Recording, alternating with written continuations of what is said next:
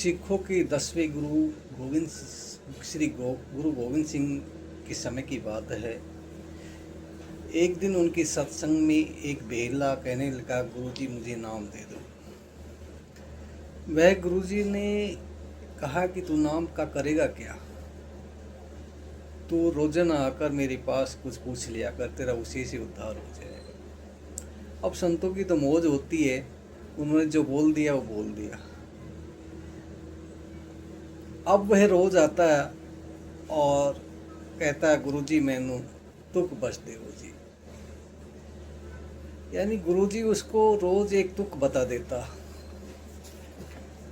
देता और वह सारा दिन उसको याद करता रहता। संत ऐसे डॉक्टर होते हैं जिससे जैसे ही मरीज होता है उसको वैसी ही दवाई दे देते हैं। एक दिन गुरु महाराज गुरु गोविंद सिंह जी कहीं बाहर जा रहे थे, तो वो भागता भागता गुरु जी के पास आया और गुरु जी से कहने लगा कि मैंने महाराज जी मेरे को तुक दे दो। तो महाराज जी कहते हैं कि तू वक्त भी नहीं देखता, और फरमाया बहारे बेहला तू रहा गिने ना घेला। उसने सोचा कि गुरुजी मुझे तुक बता रहे हैं। अब सारा दिन प्रेम के साथ उसको रटता रहा। अब संतों की मौज होती, दया होती, गुरुजी की दया से उसकी सूरत अंतर में लग गई, उसके मन में ठहराव हो गया और सूरत नाम के रंग में रंग गई।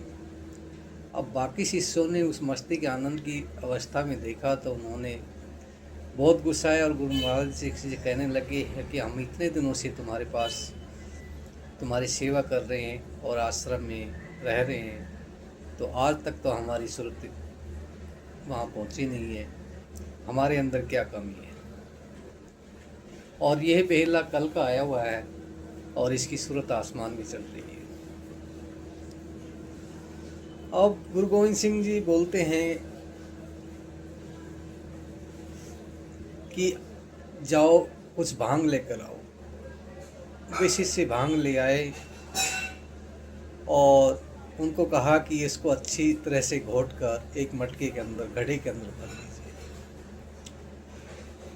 अब घड़े के अंदर से भरकर वो गुरुजी बोलते हैं कि इसको एक एक गिलास लेकर नीचे बखेर दो। जब सारा घड़ा खत्म होगा तो गुरुजी ने पूछा कि क्या नशा हुआ। शिष्यों ने कहा, अजी नशा कैसे होता है, हमने तो सारा घड़ा जो था वो खाली कर दिया, उसको पिया ही नहीं। तो गुरु गोविंद सिंह जी कहते हैं कि यही तो अंतर था बेहला और तुम के अंदर। तुमने घड़े के अंदर जो था वो बखेर दिया, मैंने नाम रूपी जो बख्शिश तुम्हें दिया था वो तुमने बखेर दिया, और बेहला ने तो गुरु को अपना ही सब कुछ सर्वोच्च मानकर सब कुछ उन्होंने पी लिया। उन्होंने ये नहीं देखा कि दिन है या रात है, उन्होंने जैसे मैंने वर्ड्स बोले वैसे उसको रटने लगा। तो यही तुम्हारी कमी थी। इसलिए जब तक तुम्हारे दिल के अंदर प्यार नहीं होता, तुम्हारे गुरु के प्रति श्रद्धा भाव नहीं है, तो तुम कुछ हासिल नहीं कर सकते और शब्द भी नहीं खुलता है और नहीं तुम्हें शांति मिलती है। राधा स्वामी।